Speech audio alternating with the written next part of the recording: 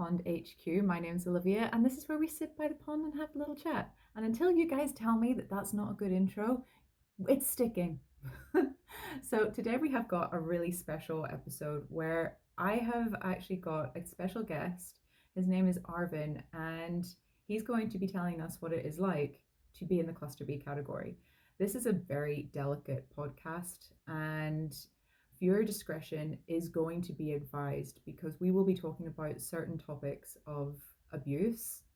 There will not be a lot of going into depth of the abuse. However, we do advise that people of a nervous disposition maybe just don't listen to this one. So Arvin has been diagnosed with sociopathy, borderline personality disorder, and it turns out he also has autism. So this is the interview that we had today. I hope you enjoy. Okay, so you got diagnosed at 21, only in February this year. And that seems so young. I mean, it is within the right guidelines according to the DSM, but your brain's still not fully developed. Yeah. I don't know. Do your psychiatrists or psychologists, do they say that there's certain things that you can do to exercise certain parts of your brain to control certain parts? Yeah, they did tell me. My psychiatrist told me, there's certain, thoughts that we have and, just urges. And he said to me, don't ever feed into your urges ever. And don't promote that behavior for yourself at all. And the more you try to push it past, the more easier it will be to deal with. And he was telling me that if I was to encourage those behaviors, it would just make it worse. See, to me, that sounds easier said than done. Yeah. Okay, because I mean, if someone was to say that to me, I think I'm just going on a hyper empathy here. That's like people saying, don't push the red button, and all you want to do is push the red button. Yeah. Okay. It's definitely a process. So am I allowed to ask, what was the process that got you to get diagnosed? So I originally, I knew that there was something off with me, but I never really saw an issue with it. Just certain behaviors that I was taking part in and stuff. I never saw an issue in it, but then I was thinking, one day in the future, I want to have kids, and I don't want my kids to have the same urges as me or have the same sort of thought process as me. And I know that it's not just genetic factors and all, but if my kid is going to be watching me, then they're going to copy me because I'm their role model. So that's the whole reason I ended up going to get help for it, because I just never really spoke about those behaviors with any health professionals ever. I never really brought it up because I didn't see an issue in it because it was serving me a purpose, But then I thought, I don't want my kids to be like this, I don't want them to carry this on. I would rather it just stop with me. That's fantastic awareness. There's a lot of... It does definitely seem like you do have that aware. And I feel that especially anyone that's in the cluster B category, once they have their understanding that they have these neurological personality traits, they become more self-aware. Although in saying that, there are a couple of, obviously I know quite a few people within the cluster B category, they know their diagnosis and they end up going completely the opposite direction. Yeah, a lot of people do go in opposite directions with their diagnosis, but I don't know, I just couldn't, because of what I had gone through and stuff. I just did not want another kid to go through that, Do you feel like that's an ambition in life? for you? Well, I think possibly it could be because I always do everything to protect like my inner child. So I just love to like protect, like kids. I don't want them because you can like really help them when they're young. You can either break them or you can help them. And I wouldn't want to be part of the breaking because I was like a direct result of the breaking. Yeah. So, might go into some touchy territory here, but can you pinpoint certain points in your childhood that created you to switch off this emotional connection? I honestly think because there was a lot of violence when I was a kid in the household and also in school, but I think it was mainly just at home because I didn't really have like sort of a safe space. Everywhere was unsafe for me. At home there was violence. In school there was violence, and I would have to stay quiet about what was going on at home. Like I was always told on the way to school, you better not say anything to your teachers. And I think just that played a big role in it because I was dealing with so much at home, but I wasn't able to speak to anyone about it because it would end up getting people in trouble in my household. So I think that was where it sort of really started. But also there's like a sort of like political views. There's like some political views in my family that aren't amazing. They're not amazing. And just like in that, there was a lot of protests because like I'm from Iran originally, Yeah. but I was born here. But like my parents, anyways, like my background is from Iran. And there's a lot of protests with that. And in those protests, there was a lot of gruesome images of bodies and kids just piled up dead, and it was just very bad images.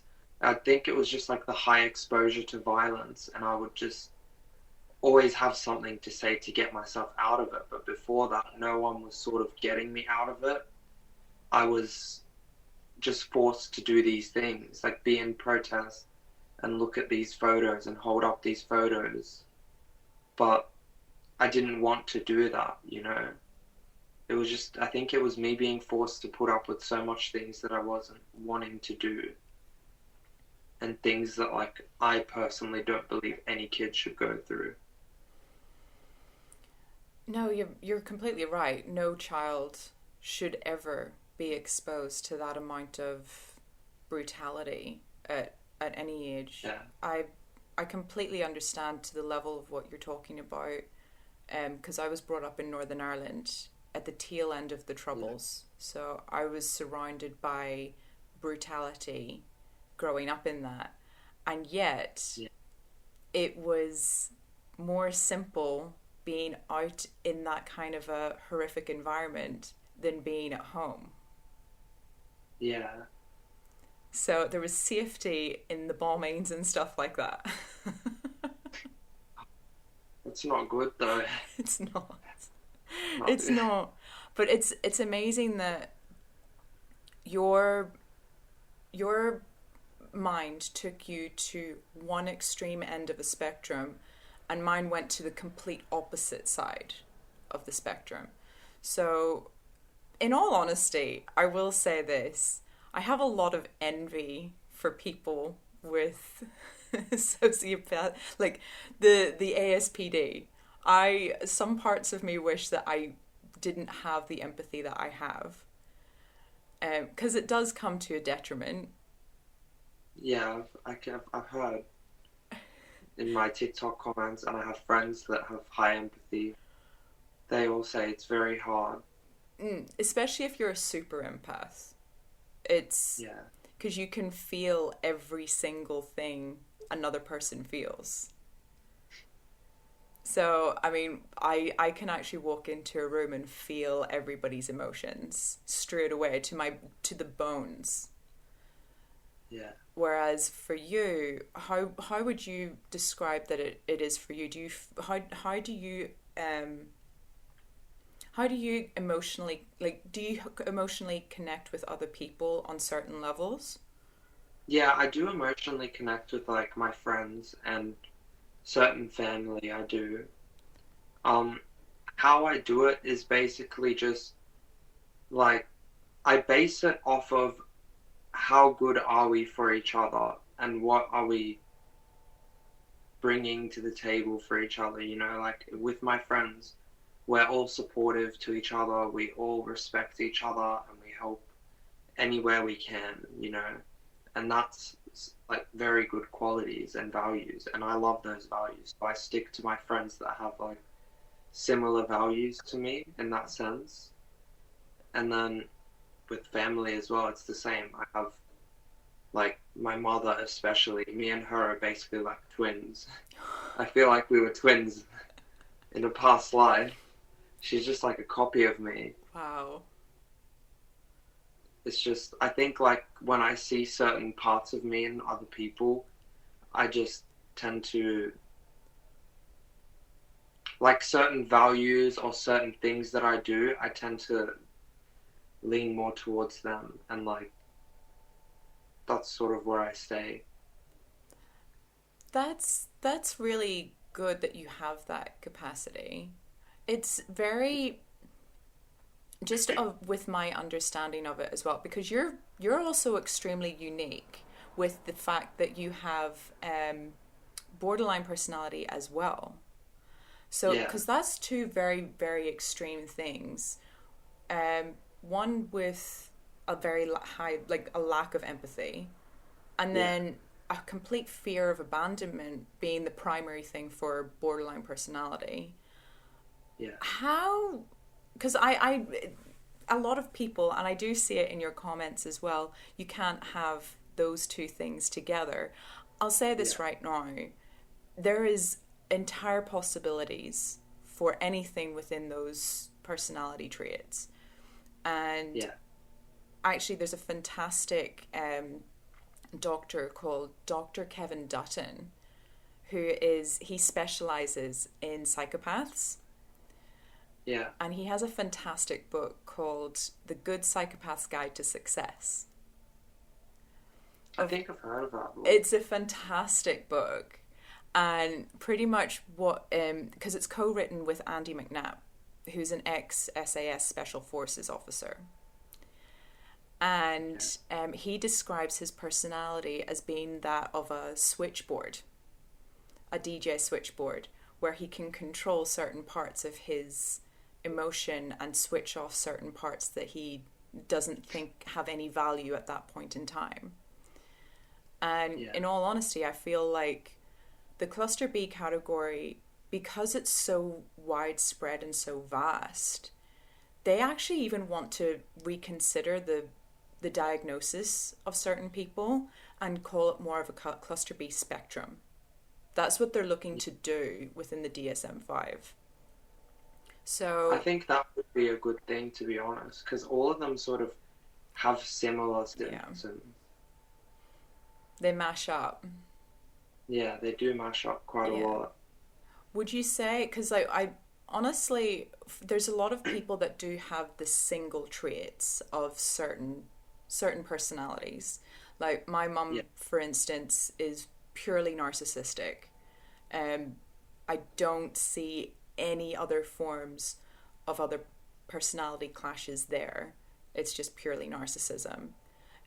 And then of course I have another friend. She has borderline personality disorder, and yeah. it's quite funny. She makes a lot of jokes about it. You know, she says that, you know what game you can't play with me? Hide and seek. Yeah. A lot of us joke about it. It's easier to joke about it. Yeah. Well, I mean, it's one of those things. Like if you once you become aware and once you can start making jokes of it, it becomes Yeah. so much easier. Like it took me a long time to admit an awful lot of my psychological traits from like having ADHD and dyslexia. It took me 20 years to admit to people I have dyslexia. So I can only It's a long imagine what it's like whenever it's whenever it's actual personality traits. Yeah, Do you it's a feel very long that time. there's other people that just find this so unbelievably bizarre that you have got ASPD and borderline personality disorder? Yeah, Yeah. a lot of people, they're not ever my friends. It's just mainly on TikTok. On TikTok, a lot of people like to comment and say things that they don't know about, or maybe they're not educated on. Yeah. But I get a lot of that on TikTok. Not from my friends though, because they're mainly like aware as well, and quite similar. Do you get affected by it in any way? No, it doesn't affect me. It just bothers me that there is stigma, not for me, but for the next person. Because I know that, like, I'm strong enough, but I don't know if the next person would be strong enough. Do you feel though that maybe your strength comes from the antisocial side? I think so, yeah. Mm. Because I can just, like, there's times where I have used it to my advantage. Like, if I'm not doing well or anything, it does come into good I was help. waiting for this. Yeah, it does come into good help. Well, because this is one of the reasons why as well that I think I'm a bit jealous of people, especially ASPD, is that you do have this superpower of being so durable in certain aspects, if you know what I mean, Yeah.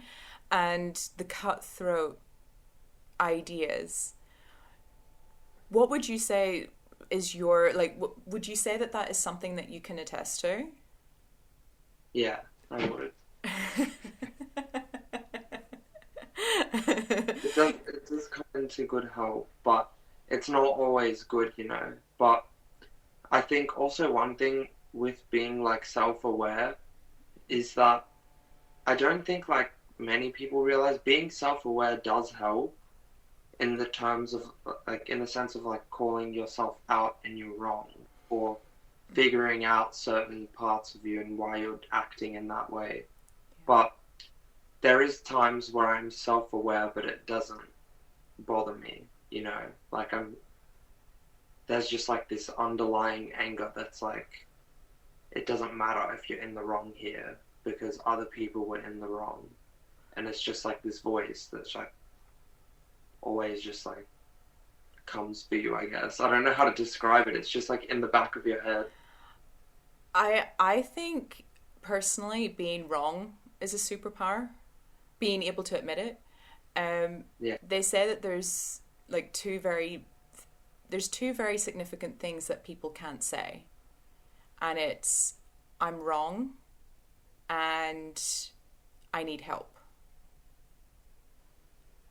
Those two are two of the hardest things in the world to say for an awful lot of people, whereas I want to be proved wrong every single day. I consider it a learning experience. But I know that an awful lot of people, they find that their view is the only view that matters. Like I think that's the case for a lot of people. Yeah, it definitely is. And especially whenever there's so much stigma around certain things.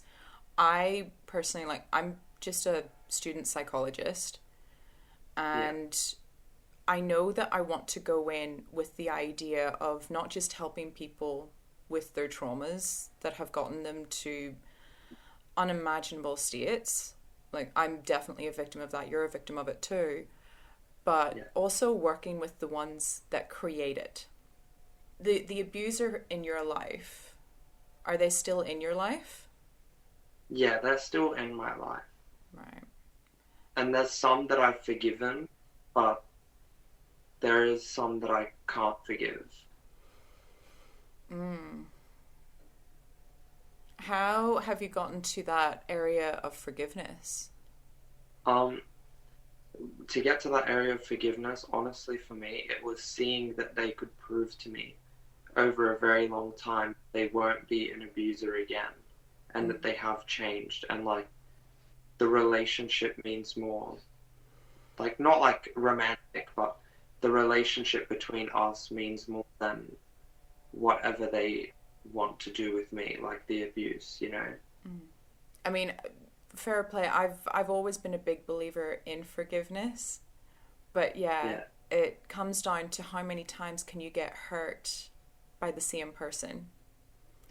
Yeah. So, I think I bought it too quick. Like, I think if I was to be consistently abused again, I probably wouldn't have been at that forgiveness stage because that's the case with the other half. do you feel like maybe as well, this is a curious question. This is a Yeah. very curious question. So you have every right to slap me in the face if you want to. You'd have to get in a plane. Fly over. Yeah. But do you do you feel like you could use your especially your antisocial traits to Yeah. create a life that is full of complete abundance? Like, do you reckon you could be the cutthroat CEO that generally comes with that kind of territory, with that personality? I don't know. I think it would really depend because I don't want to hurt people. Like like if I was to be like using it for my advantage and all, being like CEO and whatever, like I think it would help and it would give logical things, but I just don't know how it would work in a workplace environment, because people have emotions and people won't work for you if you're hurting their emotions. Is that something that has come from your psychologist? No, just from personal experience, people won't be there for you if you're hurting them. Yeah, that is very true. I was literally thinking about that today. I was thinking how there are bosses, there are businesses that fall right into the ground because they can't treat their staff with respect. Yeah, And literally, I could go into a business and say, if you don't want to have a revolving door that's costing you money, like staff wise, you need to get rid of the root core problem. yeah, No matter how much they think that that person is a golden goose, they're not. yeah. They're definitely not if the business is failing. No, well, the business won't fail at the hands of other people within it because Yeah, generally they're taking their ideas. Well, I mean, there is something that you did say. You don't want to hurt people, yeah, yeah, which a lot of people will want to fight back on. And in all honesty, it is something that part of me is struggling to understand because obviously I've been subjected to sociopaths before, and yeah, I've got a very close friend of mine. She was in an abusive relationship with someone who was diagnosed as a sociopath. yeah. So much so to the point that she has got most of her organs removed. To that, Wow. yeah. So the the question is it because of your awareness? What is it that makes you understand the hurting? I honestly think it comes down to my morals because I don't stick to like what I'm told to do. I stick to what I think is right, you know? And in my morals, it's very against my morals to hurt someone. Even if I have thoughts of it, even if I have anything of it, I would never break that moral because, again, I was in that. I never want to hurt someone. I don't want people to be in any similar position to what, like that of what I was, you know. I think that's what sort of helps me with that, you know, because I don't want to hurt someone. I know hurting people just ends up hurting both of you. Do you feel the hurt from other people? It depends on who, and sort of like I have to sit there and really think about it. If I care about the person, then I will feel the hurt. But that's because I know that it's wrong, not like an immediate response. It's just because I know that it's wrong that I will start to feel it. But my brain likes to shut it down really quick. As a fight or flight response, your brain shuts it down? I think so. It sort of feels like my brain just goes blank out of nowhere. Ah. Like See, it's like completely blank. I don't know how to describe it. You can just feel it going blank. it's horrible whenever you do have these things that you literally can't describe, Yeah, because you know how to say it with words, but you don't know how to say it so that other people can understand it. yeah, Um, I've got many of those kind of experiences myself, so it's I I can only imagine that if anyone has ever experienced a certain type of trauma, I feel that in that moment of that trauma, we have a fight, flight, or freeze response.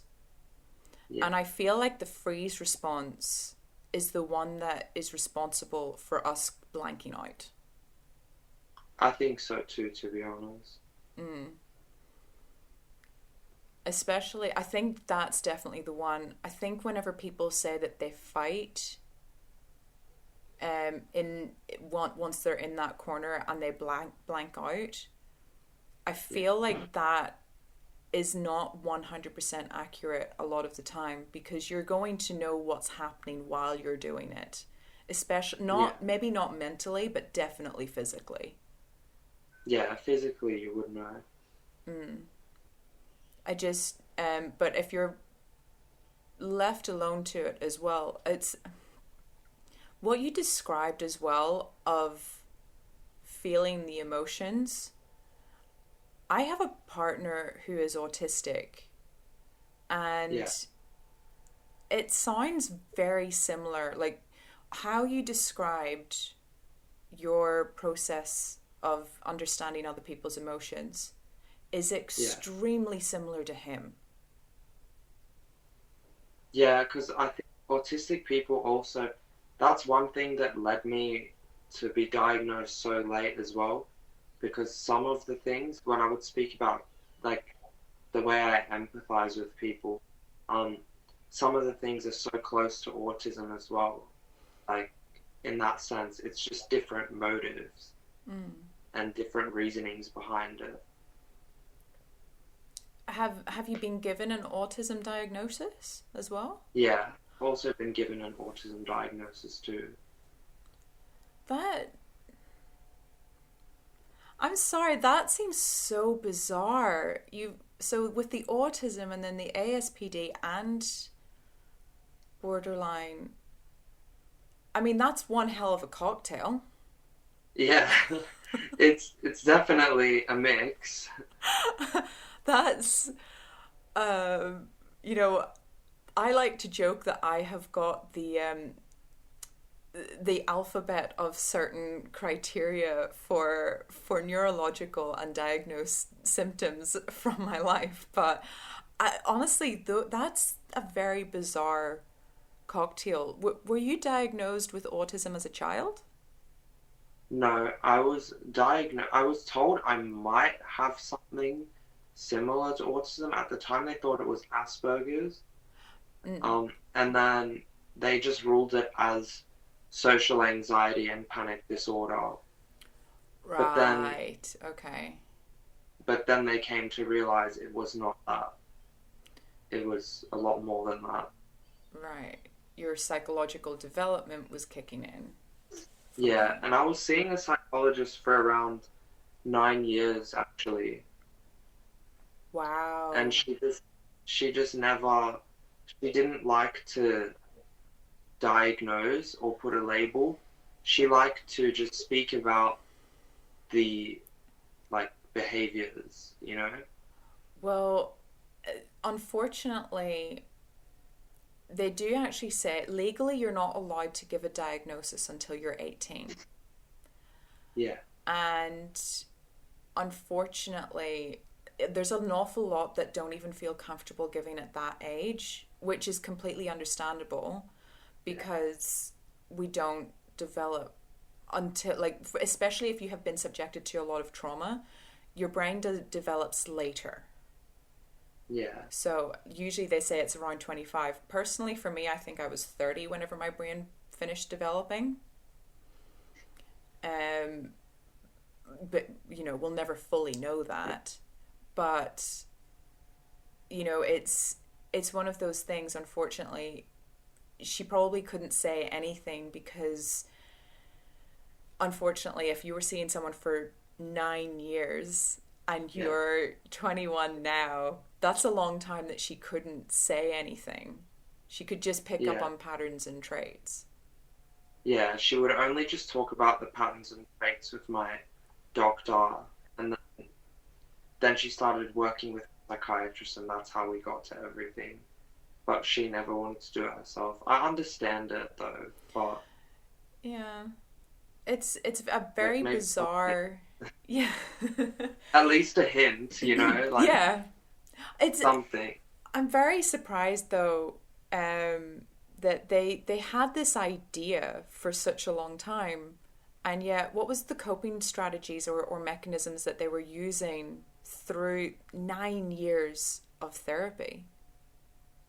My psychologist, every time anything would go down, she actually, the only coping strategy she gave me was to tap. I don't know if you've heard of tapping, Oh yeah, the tapping. So like either tapping on the your one where you go here and then like, yeah yeah. yeah And she just tell me to tap and talk about like the bads of what I'm feeling. And then after that one round of tapping, you talk about the goods and then you accept yourself and stuff like that. But I personally did not like tapping, but I think there was a good thing I could take from that skill because I could speak about all of the bad and then accept myself as well at the end, you know, and be like, it's fine, I feel this way, accept myself. that no that's a really good thing. I feel like that there's a fantastic thing that she did do with that. It's concerning for myself though, for someone that has gone to therapy now. I've been in therapy for uh wow, I've been in therapy now for a year.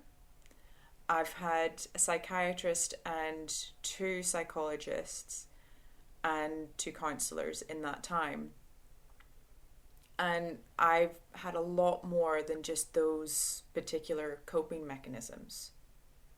I've had a Yeah, lot of breathing techniques, an awful lot of, you know, my favorite one now, which is what has gone semi-viral on TikTok, is the non-dominant handwriting, yeah, which has proved to be exceptional for myself at the moment. And now I'm trying in different mechanisms, which is tapping into something else. I don't know if I can actually say what it's tapping into because I don't really fully know. yeah. But it's kind of concerning just as an outsider to think that you didn't have more coping strategies given what you've gone through. Yeah, I don't know why. It was more like just talk therapy. When I was speaking to her, it sort of felt like I was just talking to a friend, you know, Mm, instead of like a therapist, if that makes sense. Like we would talk and then she would just give me her input on whatever I was feeling. and then we'd do tapping, and then session over. That was how it was for around 9 years. And then luckily I had Google, and I had a school counselor before as well that did give me breathing techniques. I did do breathing techniques, but me personally, I find that it only really helps with like if I'm about to like cry, like if I'm feeling sad or if I'm feeling anger. I feel like those are the two things that it sort of only helps me with, not when I'm having any sort of flashbacks or like trauma responses. It's mainly just anger and sadness that the breathing techniques help me with.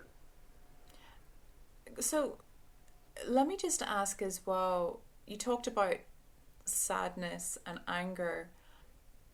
Like, what other emotions do you generally feel, or do you feel a lack of certain emotions? I'm honestly still figuring that one out for myself, but I do know that I lack the ability to empathize with others or to properly care unless it's a specific set of people. Like my friends and family, those are the only people I can truly, truly care about. In other people, I care about them because I have to be nice, you know. I know you should be nice, you should be respectful. And also, if no one's done something to me, what's the point in me feeding into these urges to be rude and be nasty and like, you know, there's no point in that. So, but that's the things like I lack with. I lack empathy. I lack the ability to properly care unless they've sort of earned my respect and like it's like a mutual thing, you know. But I think I feel basically a lot of emotions, but I think a lot of them are desensitized, like a lot more less than what it should be. Like caring as well. It's very selective. I feel like my emotions are selective as well in terms of who they choose to come out with. Do you feel like, have you been able to experience like bursts of happiness and joy? Yeah, I can feel happiness and joy. Is Like there I can anything feel that the standard emotions, you know, like happiness, sadness, boredom, lonely, you know, all of the standard emotions. I can feel them, but I think it just depends on the situation. yeah, it's it's very strange learning from you that, you know, you do have these abilities, and yet for me, I'm very lucky that I do have a wonderful partner who just so happens to be autistic. Um, and he is exactly the same as what you are describing. And yet, you know, he definitely does not have borderline personality disorder. But when I first started getting to know my partner, I could have sworn that he was a psychopath. And I even said that to him. But I feel like it's more to do with the autism. Do you feel like maybe your diagnosis is potentially far, like, stretched out? I thought that at first, but I had like 3 complete psychiatric evaluations done because I was very ignorant to it at first. I was like, no, this is wrong. Maybe I just have certain traits. And then I went to a different psychiatrist, and then I went back to my first ever psychiatrist, and then all of them confirmed it for me, and I was like, okay. What were the main So components? Sorry? What were the main components? Well, the main components sort of fall into the category of people that I don't have those feelings for, the ones that I don't really care for. There is like a lot of lies that I do and make.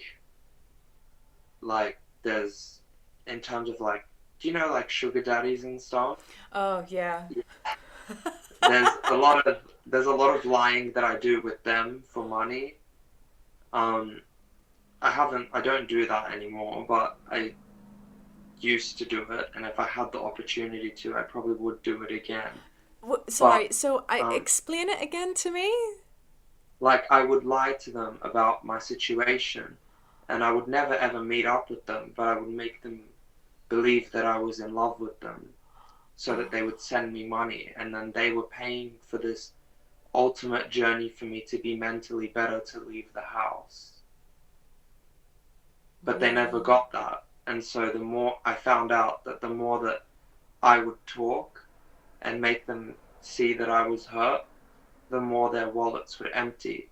So then I would use that to my advantage and then make so many false promises, anything I could to get that money. And a lot of in high school as well, I was always lying to get out of school. I would even write fake letters from my parents and then sign it with their signature and be like, Arvin can't come. And then I would turn friend groups against each other. Like, Oh. I would play like imposter, sort of. I would go to one friend group and be like, did you hear they said this? And then take that information and then go to the other friend group and then say, did you hear that they said this? Like, I would start stirring the pot a lot. There was a lot of problematic behaviors that I engage in with people, but I try not to do that anymore. And also like breaking laws and stuff, but we won't get into that. But I won't hold you to that one. Although yeah. I'm pretty sure some people would love to know what law breaking things you've probably done. But some of that stuff that you have said, you know, my brother used to do that a lot. And I consider my brother to be, he is actually classed as gifted, as IQ. He's in the like 130s. And looking back on him, he definitely had certain abilities. And I would probably put him potentially in the category. And I've been thinking about it over the last year. What is my brother? I've been thinking about it a lot with all of my siblings. What are they? I do the same thing with my whole family. I'm like, what do they have?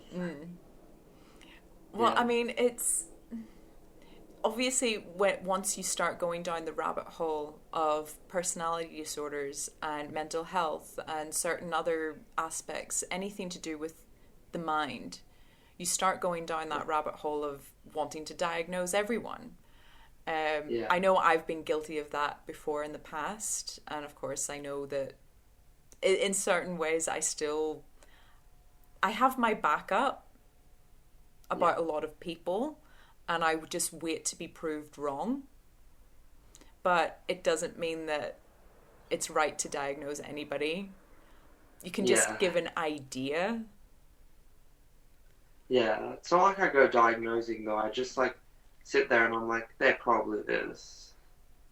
Yeah. Oh yeah. Especially if someone has certain traits. One of my siblings, for instance, she was, my mum would never let her go and get tested. And she's nearly 25 now, and unfortunately I had begged my mum, I can't count how many times, to go and get this one particular sibling tested. And now that I've gone down like understanding disorders and things like that, I believe they have autism. And unfortunately, to the detriment of her, her life has been very, very difficult, extremely difficult. We watched her have a difficult time in school, and unfortunately, you know, now I think because of the difficulty that she was exposed to, there's potential personality disorders that are now involved with that as well. Yeah, I think there actually might be a big link between autism and it leading to personality disorders.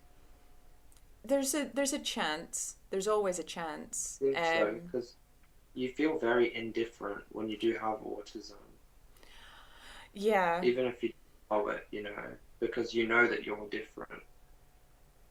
You always know that something's not quite right. And I have been looking into so many disorders for myself, trying to understand what was wrong with me. And it turned out I have ADHD. And that in my house was obviously a very big shame in the family. Having dyslexia was bad enough. So then having, oh, sorry, something's just fallen. So, And the ADHD doesn't like it. But no, having dyslexia in my family was something that was very, very shameful. Under my mom's guidance anyway. And then of course there was something else that just wasn't right, obviously. And then I get diagnosed with ADHD. So, and it doesn't help the fact that how we are treated as children will determine our neurological development. yeah, but that's something you can't even control as well. It's not, although there have been neuroscientists and psychiatrists and everything that have said that if you start treating children a certain way, if they have autism or ADHD, before a certain age, they can actually be cured of those certain disabilities. So if you can, yeah, that's what makes it so much worse. If you are given affection, if you are given the right sort of care, treatment, respect as well, as a child, you can actually grow out of your neurological disabilities. Oh, I did not hear about that. Oh, it's a rabbit hole to go down. There's quite a few psychiatrists, famous psychiatrists. I think Dr. Amen is one, who is a fantastic psychiatrist that you can listen to, and he's got loads of different ways of how you can actually train your brain to be a certain way. Yeah, But unfortunately, these natural methods are kind of shut down, especially by the mainstream, not just by mainstream media, but mainstream government officials within the system, yeah. which I'm going to probably have to cut that bit out because I don't think I'm allowed to say that. It's alright. What they don't know won't hurt them. It's, I mean, are you able to control like, are you learning to control your emotions a bit better? I'm learning to, yeah, but it's not always an easy task.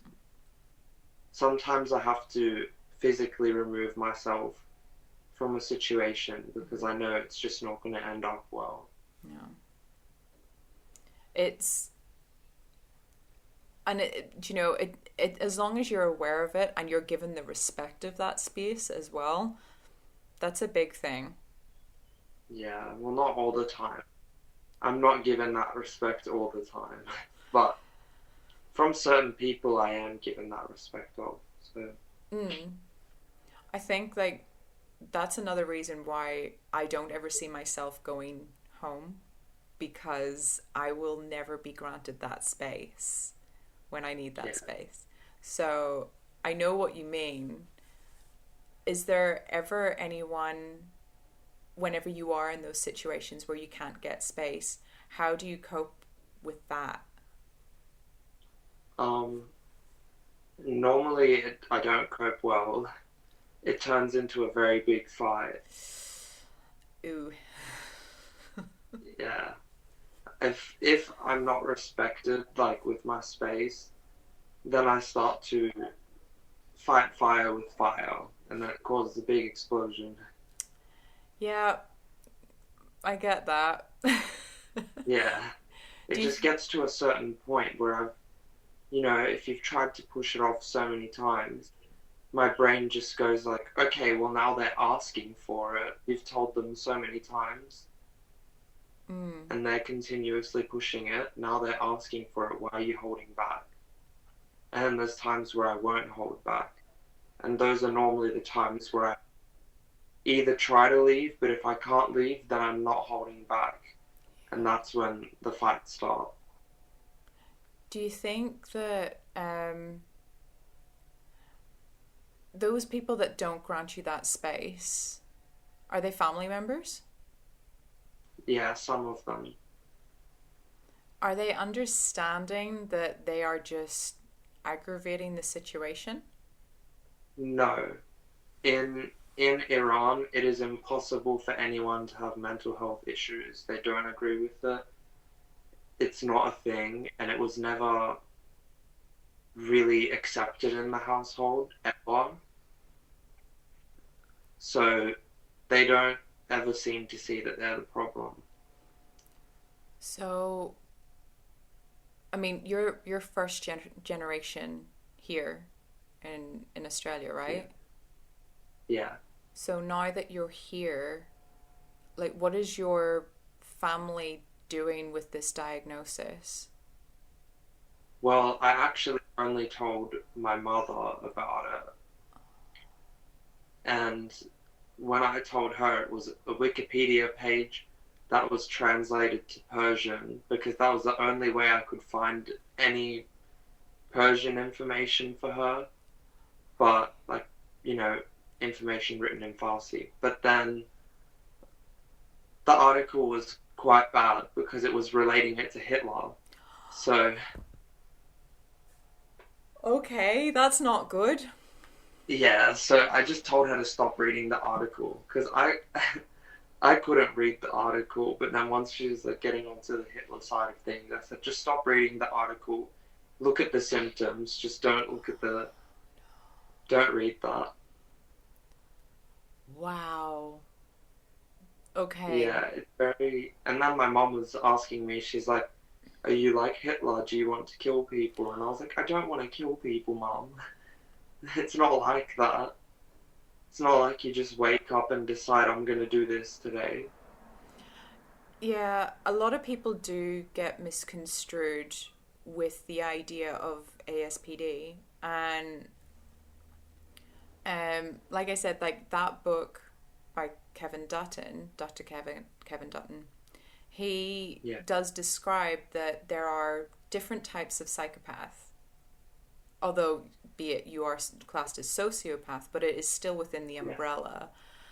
And yes, there are differences. I don't know which one yeah, would be better or worse, sociopathy or psychopathy. I think that at least with a sociopath, it's straight away. Like the impulse is right there. Whereas yeah, psychopaths they meditate on what the idea is that they're going to do. And yeah, I think there was a great graph in the book where he talks about how if we were to split up it into four boxes, there's a good psychopath, a good bad psychopath, a bad good psychopath, and a bad psychopath. And you can put them yeah, all into different boxes. Like a bad psychopath would be Hannibal Lecter, yeah, and a good bad psychopath would be Dexter. yeah, So that actually makes me think, with the diagnosis and everything that you've got, yeah, your life goals, like you said that you want to have kids, and obviously you do speak very passionately about kids. And that's the one of the biggest things for me is working to protect as many children as possible. yeah, Like in my personal view, and I don't want to upset you or offend you in any way, I there's a lot of people within the cluster B category that I just don't believe should have kids at all. And then there's people that aren't in any category that don't deserve to have kids at all either. Yeah. So what do you reckon by the time that you do get to the point where you meet someone and you know that you want to have kids with that particular person, or is that your idea? What is your idea of having kids like? My idea of having kids, personally, I think love complicates things. I think I need to love my partner, but I don't want to love them romantically. I would rather love them as a friend, because if I love someone as a friend, I'm nicer than I am to a romantic partner, because then there's all these emotions involved and higher expectations, you know? And I feel like, because like, I don't want to hurt my kids, and I feel like they do need to see love from their parents. I don't want them to have a bad image of love. So I would definitely love my partner, but I wouldn't love them for the sake of fully just loving, you know? It would be like, okay, we need to be a good team to be able to raise kids correctly together, to not traumatize them, to not, do you know what I mean? If I were to have full romantic feelings for my partner, I think it would probably go badly. See, But I don't think it see would be anything better for wrong. kids friendly. I don't see anything wrong with what you've just said. Yeah, I don't see an issue with it either, because I think, you know, in my situation, I had my parents, they loved each other, and they were really traumatized, and their love caused so many issues within it. You know, it was always the uncertainty of having a parent in my life or not, because there was so many fights, so many, one day dad's just out of the house and I don't know if he's coming back, you know? And I never want my kids to fear that their parents are leaving. Like they're going to be parentless, or one parent's leaving, or one parent loves them more than the other. I think it should be equal, because I feel like showing your kids that from a young age doesn't give them a good idea of love at all. And now I'm just like, well, if I love someone, how do I even seek that right love? Because I'm just going to seek this type of love, and that's not the love that I want. I just opted in for a friendship love. Again, like this is a remarkable thing that you're saying in regards to that, because it sounds like I'm talking more to a person who is autistic than a person who has borderline personality disorder or ASPD. Yeah, the symptoms are very, very close. It's But just, I don't know if this is just from the autism, or just from the antisocial, or from the borderline, or a mix of all of them. It's hard to tell, because there's so many things going on. it's really remarkable, only because love is something that is so complicated to remotely understand, and this is the craziest thing about it. There is nothing scientific to prove that love is an existent characteristic of humanity. Yeah. There's nothing. My therapist, I've actually had a therapist and a psychologist explain the exact same thing. There's nothing that scientifically proves that love exists. But there is such a thing as understanding, respect, care, compassion, and all of those together can be a wild amount of unbelievable love, or just a couple of those components, and people will believe that it is. I agree with you on that one, like with what you just said. Thanks.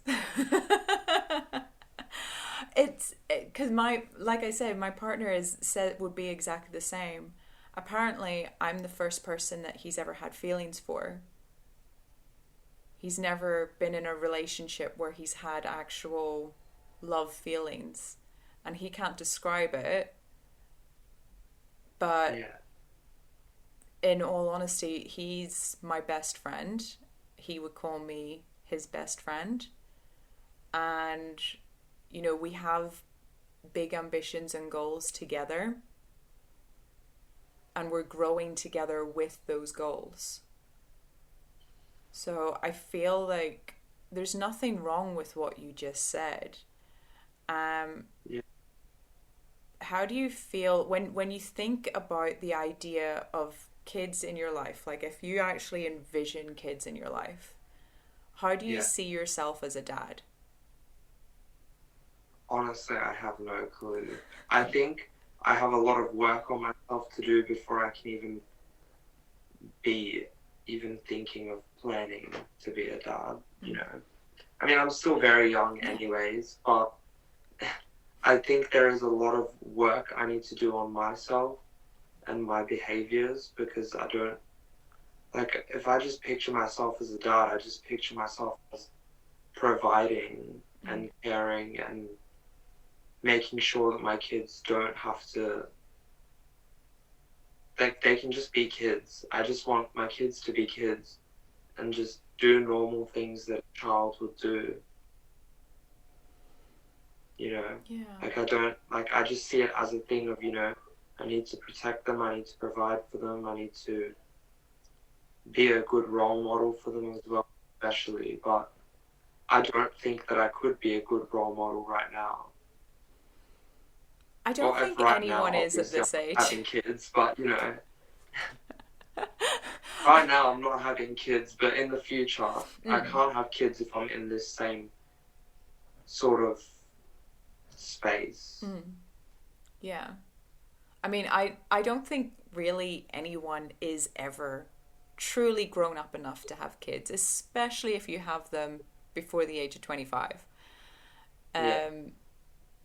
But in saying that, you know, there's a lot of people I know who have chosen to have children, and they are definitely people that should not, in a million years, be parents. And it makes me so sad to know that those babies have been born to those particular people, and those kids have not got a chance. Yeah. And it's so upsetting watching it from a distance, because you can't say anything, you can't do anything. And the worst part is there's nothing illegal about psychological torture. Yeah, I think it should be illegal personally. It really should be. I do know what you're talking about. It is quite hard to watch from a distance as well. Oh, I see it even walking down the street. I saw it, like, especially at the summer. I live right by the beach, so I get to see families all the time. And the amount of times that I see how parents treat their children.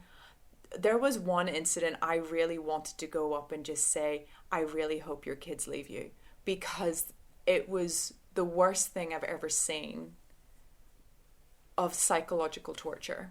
And I just could not believe, like, I can actually say what it is. I'll say what happened. Yeah. They had, she like, it was a family of 4. She had a baby, and this other kid must have only been about 4 or 5. And the dad was holding this boy stripped completely naked and holding him under the shower, and he was screaming bloody murder about being held under the water so that he could get the sand and everything off. But it was horrifying watching this. And even talking about it now, I'm feeling everything for that little boy, and I'm feeling anger in myself that I didn't go up and say something, because all the mum was saying, what's wrong with you? You're all right. not even thinking that that could remotely upset or torture that little boy. Yeah.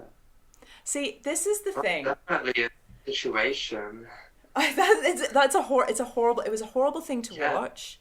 Horrible thing to watch. I can only imagine what it felt like for that little boy, and the fact that he was completely naked as well in a public space where, let's face it, we know that there are predators everywhere.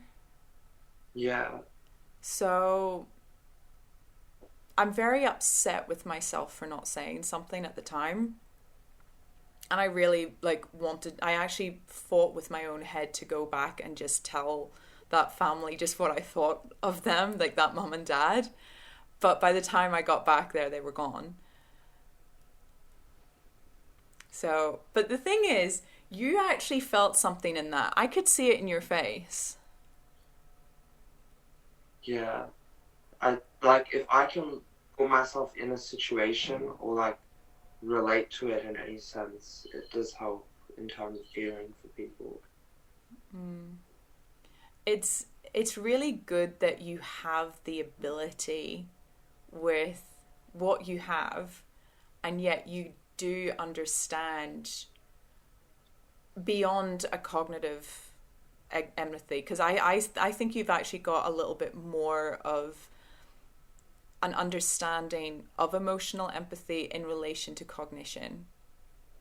Yeah. Would I be right? Maybe, yeah. Could be. I don't know. I'm still figuring it out. It seems like you do. Yeah. But I think this is something, because it's so fresh for you and it's so fresh to understand, I think it's going to be amazing to see how you develop, especially up until 25, with new exercises and things like that, and trying new forms of trying to work out your brain in a certain way. Yeah. The only thing I would say is definitely try non-dominant handwriting. It's a good one. I will try it. You can definitely try it. It hurts.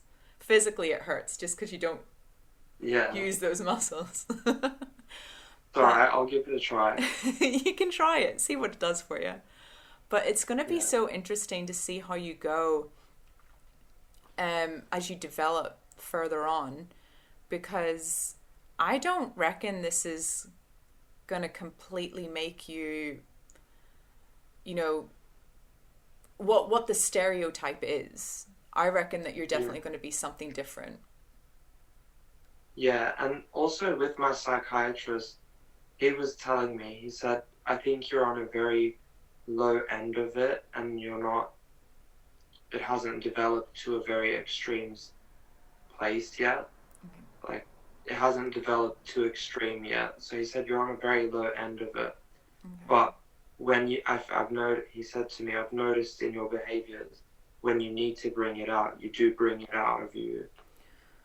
Right. So it's sort of like a when needed thing, but then in general, there is the struggles, the daily struggles. But the more serious side of things, like the mind game and all, it's only sort of when I need it to be out. That makes sense. I can give you an example. Yeah. I had a friend, we're no longer friends after this. I was friends with him for around 10 years, and he started to date one of my friends. And then we found out that he was actually a child predator. And so we started and she was dating him while this happened. And I was like to her, look, can you keep dating him? And then you can get a confession out of him. And then we had this whole game plan set up.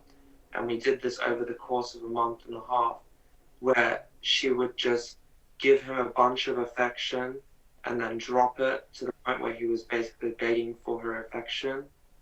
And then after that, he was admitting to anything that she was asking him, because she kept saying, I'll never judge you, I love you.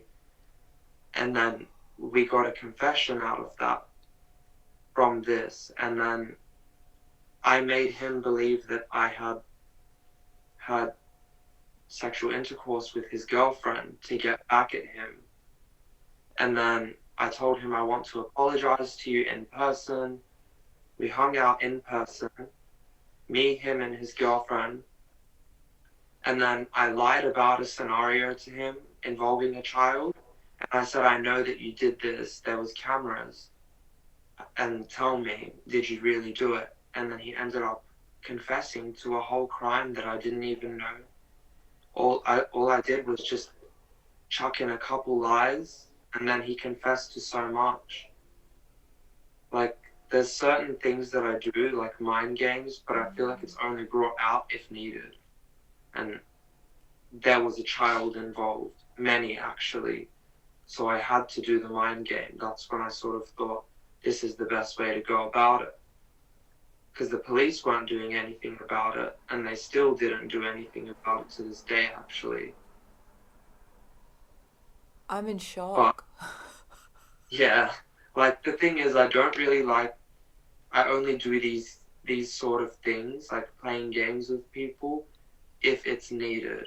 I used to do it a lot more to my friends and to my family and everything, but I learned to just switch it onto people that I thought deserved it. For example, sugar daddies, because I would say they're old men talking to me who looks and sounds like a child. So then I would use it on them too, mind games on them. And then just like people that I deem as bad is sort of the people that my bad traits come out on.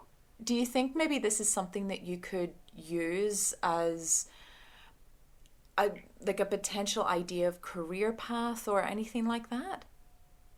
I think so, yeah. And I think another aspect of it is I know how to spot a lie very quick because I'm great at lying myself. Yeah. So I feel like, there's like certain roles where people can lie to you, like for example, prison guard. I think it would be a perfect role for someone with antisocial if they were on the lower end, sort of similar to me. Because I wouldn't use that to abuse my power, but I think personally, I'd be a good candidate, because if someone's going to try and manipulate me or lie to me, because I know that in jails they do lie to the prison guards to try and get free and stuff, I would know they're lying straight off the bat. I wouldn't fall for it. And then also I would not be scared of them because I would have no fear in them, I do say that sometimes the best role for narcissistic people or antisocial people, the best role for them as a career path would be lawyer or judge if they have moral background. Yeah, I think being a lawyer also would be a good job too, because I could spot lies as well. I go And hire, be a always ready judge. for an argument. Be a judge. We need more judges like that. Oh, well, they would not let me to be a judge, I don't think. Oh, well, you could be a politician. That's true, but I wouldn't like that. Being a politician would be a much better path, I think. Maybe you could fix the system in some sort of way. I think so too, but I think that's a dangerous amount of power to put in someone's hands, because you never know if it could get worse or better. That's true. It's very bizarre what ends up happening to people when they are given that amount of power. I mean, you see it in celebrities. I have watched celebrities change from the time that they start to like once they get their first couple of Grammys or their first Oscar and things like that. And it's like, wow. So narcissism can actually develop after your brain development. Yeah, I think it's like just the rewarding aspect of it as well that plays a big role in it. Mm. So I think for me personally, it all comes down to like the rewarding feeling. What do you mean the rewarding feeling? Um, if I know that what I've done is successful and I've gotten what I've wanted, it's quite a rewarding feeling. It's sort of like an adrenaline rush. Ah. Oh. See, that's an interesting thing as well, because for every goal I try to get and every goal that I hit, I don't get the achievement. Oh. I don't get that sense of joy or achievement whenever I get something. Like already this year, starting the podcast, getting my foundation degree in psychology and my certifications, all of those things, I didn't feel anything for them because I was like, yep, okay, got it, done, next. Oh. I know. It's quite sad. Those are big achievements, though. They are, and it's only May. And I sort out to get all of these things before the end of this year, and I'm still thinking, no, I've still got so much more to do. I feel like my aspiration is like to spread as much awareness as possible for like getting to understand things like this, trying to understand what is it that makes people do certain things, and yet your condition is so different to what everybody else knows. Yeah. I think it's very stigmatized, and also I think some people with antisocial personality disorder, very similar to borderline personality disorder, they turn it into like a sort of trend, or they make it very quirky and a whole that like that's just them. That is fully them, and they will change it into whatever they want it to be. Yeah. And make it like, like I know on TikTok there's a lot of people that think, if you have borderline personality disorder, every night you sit in your bathroom and cry and cut your hair, or you dye your hair whenever you're sad, but that's not the case at all. And I feel like that's sort of similar to antisocial. But also, I think a lot of us don't like to talk about things because of the stigma as well. So we just stick to the stigma. Yeah. I mean, I would actually say borderline, I was dating a guy for over a year that had borderline personality disorder, undiagnosed, had no idea. I only just worked it out last year. This was a while ago that I was dating him. And the amount of times that he would threaten himself for nothing. Like literally he raged out of bed one night because I had turned in bed and he thought that was me taking a hissy fit and I was asleep. And then he said that, right, well, if that's how you feel, I'm going to drive my car off the bridge. Whoa. Yeah, that extreme. That's some serious. Oh yeah, he was. I think too. Whenever I said borderline, he's at the extreme end. From being with him for a year, understanding the condition now, and knowing all of the traits and patterns that he had, very extreme case. He had major abandonment issues. He even unplugged his seatbelt and got out of the car at 70 k's an hour one night. Oh wow! Yeah. Wow. Oh yeah. That's something. Extreme level. So that's what my experience is of borderline personality disorder. Yeah. What is your traits in relation to borderline personality? My traits, is the fear of abandonment that I have.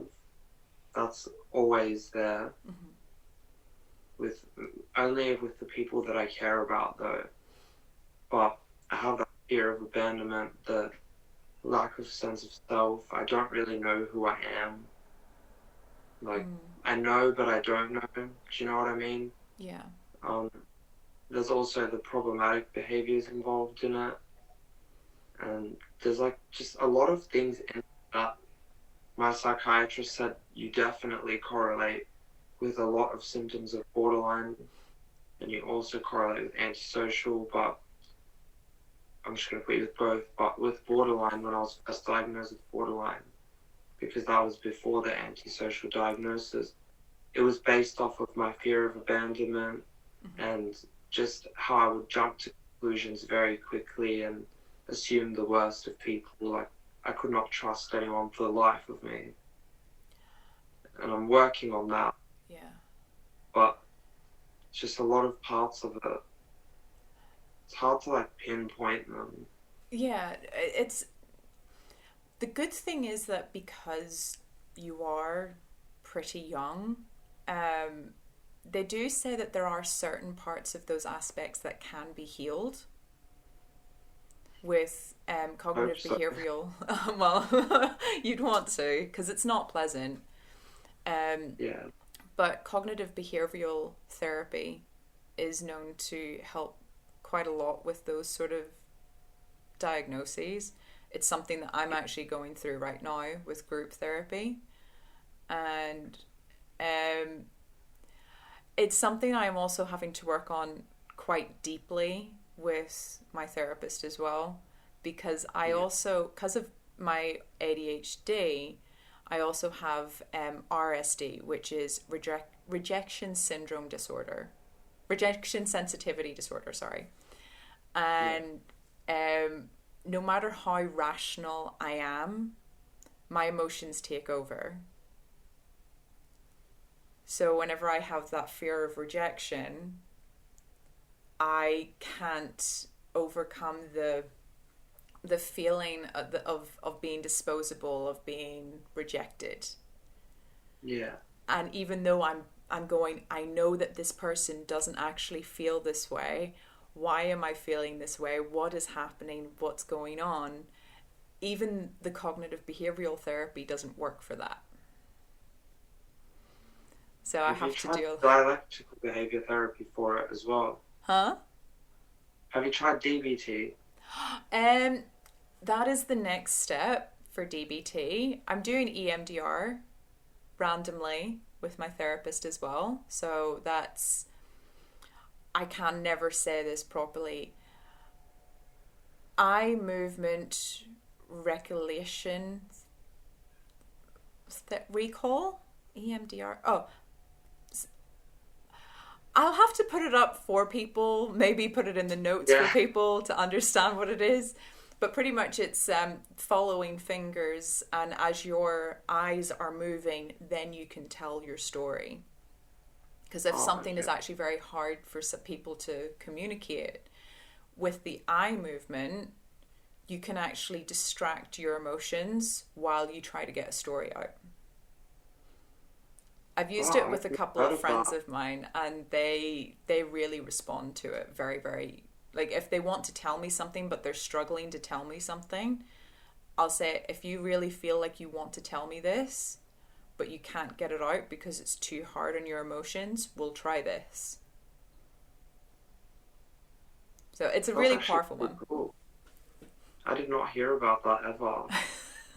There's a lot of psychological techniques out there that help so much with an awful lot of these things, and I've been so lucky with the therapists that I've got, like really, really lucky, on how to release certain tensions whenever I'm having a PTSD attack or anything like that. I've been very, very lucky with my therapists, and it's so hard whenever I hear people talk about bad interactions with certain therapists, and I feel really a lot of pain for those people. especially with something that's so delicate, because psychologists hold so much more power than anyone else in a medical profession, because they know how to control a mind. Yeah. And And that's dangerous. they're the ones like that know you the most as well. Yeah. Know you and know how to control you. Yeah. And don't get me wrong, it's a power I can't wait to get, but there's no way I could use it with unethical ways. It would definitely have to be for helping people with anything. Arvin, thank you so much for sharing everything. It's really been an eye-opener to learn so much about you, especially like learning that there is the spectrum of severe sociopath and not severe, and you know, the correlations between so many things of what you've said and other neurological disorders that are seeming to correlate with it. So I really appreciate your honesty with so many things, and I hope that this helps so many people with what you've been talking about. I hope so too. Thank you.